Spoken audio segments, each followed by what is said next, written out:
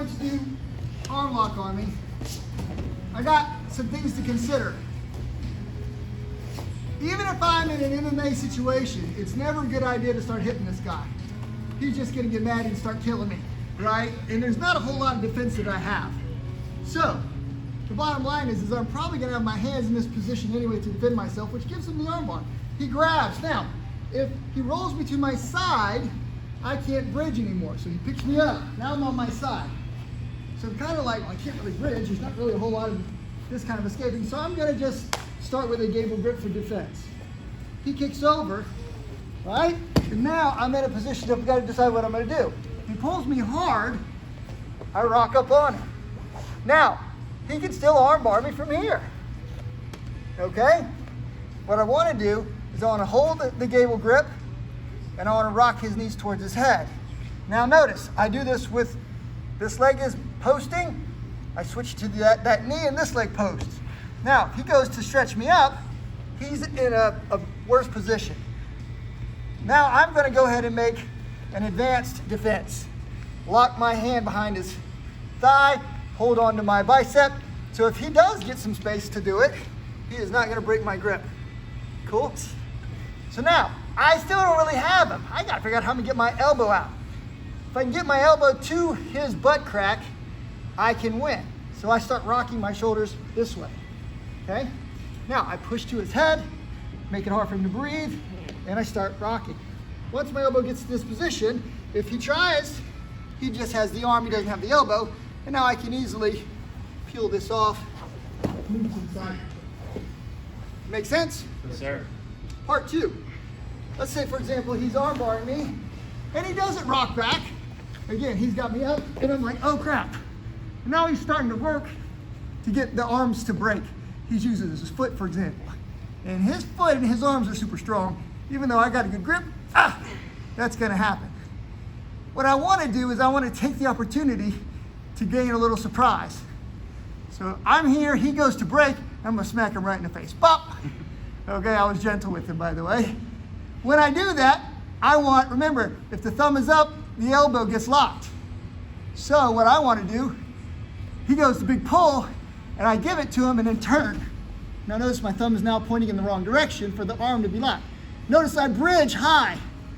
I start walking over, this foot hits the ground, and then I use my head like a bulldozer and my shoulder and I move up his body. This is extremely important. If you fail that piece, you're gonna look up and he's gonna triangle choke, which we're gonna go for tonight. All right, one more time. Here we go. I'm here, somehow he's got the mount. He control and he pulls hard. I use that momentum to rock him up, get some base, get my lock, right? By the way, if I'm strong enough, I can lift him and try to power him down, but I just rock my shoulders like a seesaw, kind of this way, and push his knees to his head. Once my elbow gets to his butt, he does not have me. I can now escape the side control. Again, for rolling downhill, some people call this one gator roll. This one is about timing, right? He goes to make his move, and I immediately start making my move, and then I roll up him. This part is important. I'm clearing like I'm blind, moving up, pushing my head into his body. I stay close, get this hand out last. Questions? Okay, get back with your partner. 2 times. Let me know when you're done. If our partner starts to snake out of stuff, right? So I'm gonna start in the mount, right?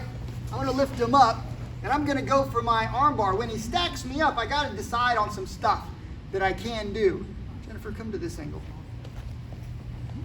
All right? So by the way, how do I wanna entangle this? You know, there's nothing wrong with this, by the way. That's something else to grab onto, right? I can both hand it however you want to. But I kind of do this one hand and then I push the face away. Now, if he goes to roll me uphill, right? If I can hold my position here, I can still fight him. But let's say, for example, that, you know, I'm kind of stuck, right? And I know for a fact that, you know, he's gonna get this arm out. I'm gonna reach up and I'm gonna grab this foot, right? And then this forearm goes across the face. And then I'm gonna push my heel to the ground and pull hard with my hand, and I'm gonna tap him out with a little grind. You okay? Yeah. Was that your braces? All right. Right here. Okay? So this is a pretty nasty little move that you can do from there. All right. Let's start, boy. Let's get one. Let me get come out. So that Caleb can see. All right. So Alex goes to make armbar. I'm sorry, I was supposed to be doing that. So I go to make armbar. Alex is going to roll up on me, right? And I'm immediately thinking I want to start cranking, right?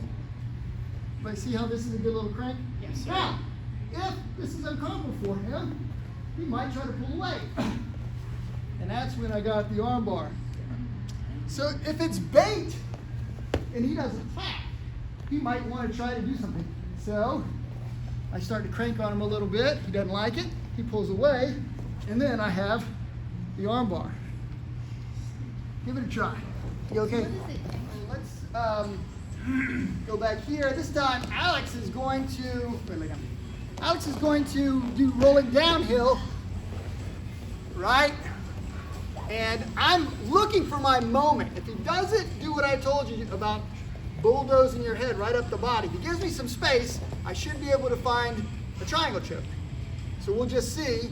If he really digs his head in, I might have to do something different, which is okay. But I pull him up, I go here, he goes to roll, right? When he does gator roll, this is what I'm looking for. Oh, see how he's driving his head in? Right? And there we go. That's what I'm looking for. All right, let's do it in super slow motion so you guys can see the mistake. All right? Alex is going to be doing the armbar on me. I'm going to show the mistake that people mostly make. By the way, if you're super good at this, you don't make the mistake. Now watch. I'm like, oh my God, he's gonna armbar me, I'm in trouble. And I go, boop, now watch. I'm like, I'm free. You guys see how I looked up? Yeah. I'm free. I see it all the time, and I'm waiting. I mean, I'm salivating, waiting for it. Let's do it one more time. One more time.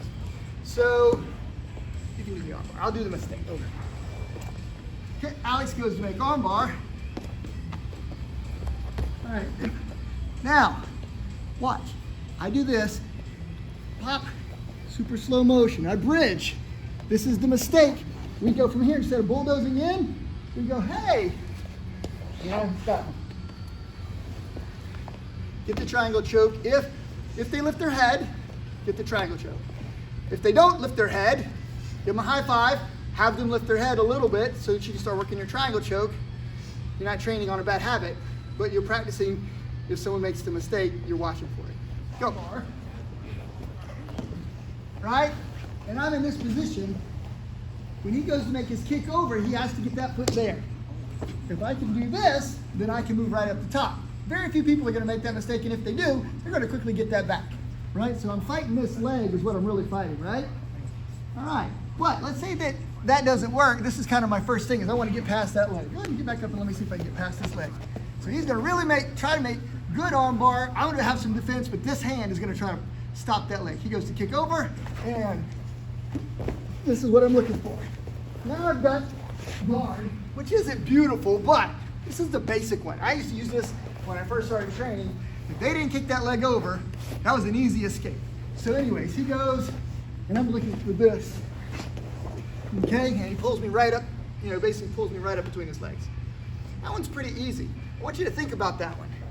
Let's go ahead and do this one. All right, he goes to make arm bar, right?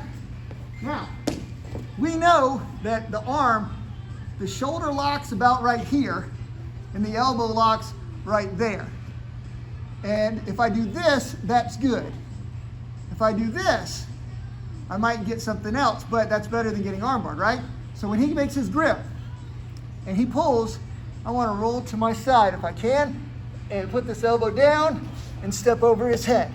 Now, he goes to make armbar, he can still armbar me, right? But I've got my hands in this position, he goes to make armbar, and now I can easily pull out before he's locked because of this. Now, if he's super sharp, he rolls over, drops this knee in my groin area, and he's got a knee bar. Right? So again, we we kind of lose some stuff, we gain some stuff depending. All right? Let's see it. He goes make armbar. He's got it tight. He's gonna hold on tight, right? He starts arching, he starts pulling, right? I start to move up and I pivot over here, right? And now I start doing this and I'm controlling his posture. By the way, he has knee bar, but so do I. Pretty cool. So do this. Stop the leg from coming over. Just try that. Have them work the armbar and see if you can just pop between their legs, you know. If that leg's not over the head, they're not pinned. Move the leg back, pull your head right up. If that doesn't work, hold. Roll over to your side, flip over their head, and pull this away. You're using this leg, you really got a lot of pulling power. Yes, sir. All it is just opportunity that you notice. So Mr. Fountain's on the ground. Sir. Right? So I'm thinking I want armbar, right?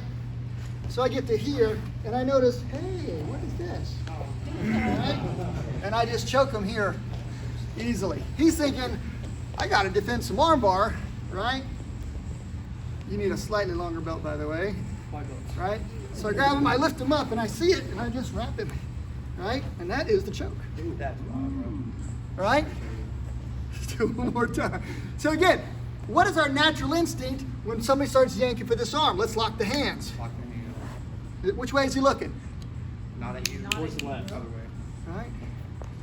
I just grab. Now, I'm in a position, this belt is locked behind his shoulder. I just now press and I just start pulling until he taps. Kind of like a single wing. Okay? Who needs to see it again, or was it really super easy? There was a song back in there that said, "It's so easy."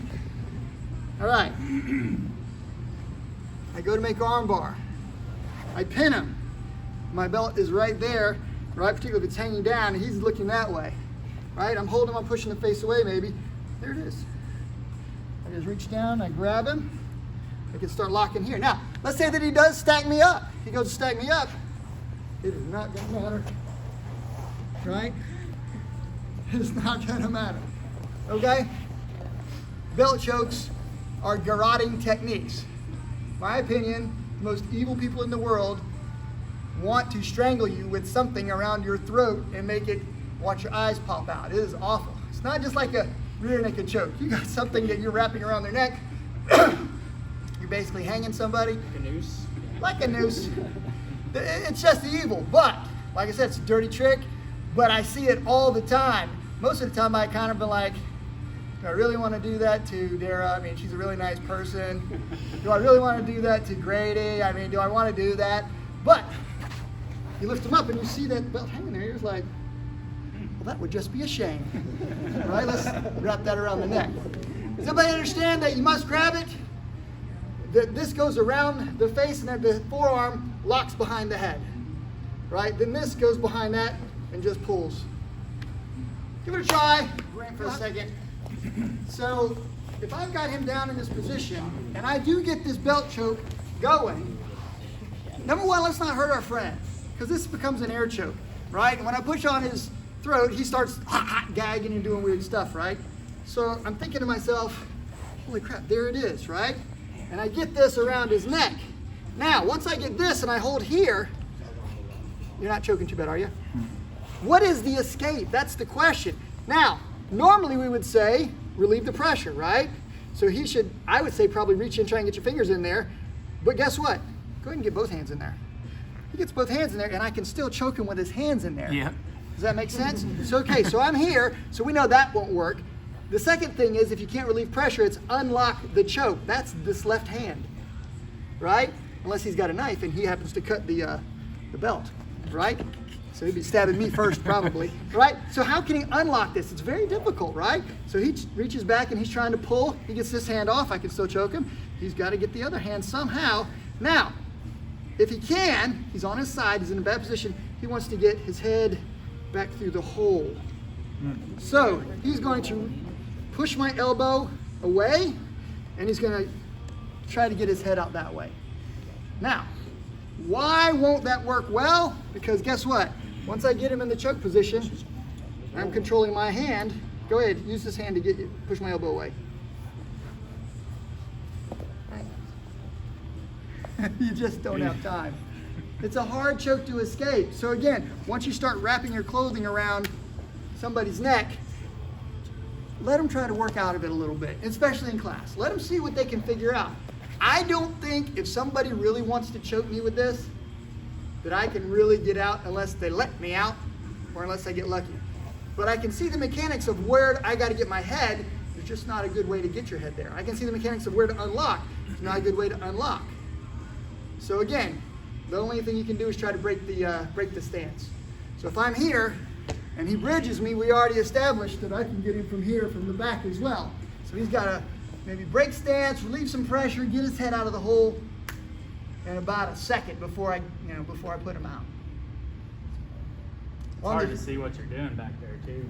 Yeah. I'm on my side. So just be careful with this. If you put somebody into it and you tap them out and they go, oh my God, I thought I was gonna die. What were you doing to me? The best thing to do is just say, I didn't apply it very hard.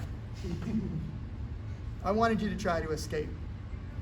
Because if you apply it hard, what do you think is gonna happen to them? They're gonna be out. Because again, this is a garroting technique. It's an ugly technique. It's dirty fighting, in my opinion. And of course, I think a lot of times in jiu-jitsu matches, you can use your clothing, right? I've seen people choke with the lapel. I've seen them choke with the other person's lapel. We don't really think about the belt too much. So if there's a rule that says you can't, fair enough, don't do it. But on the street, if you've got a piece of your jacket hanging out and you notice, you can do this with the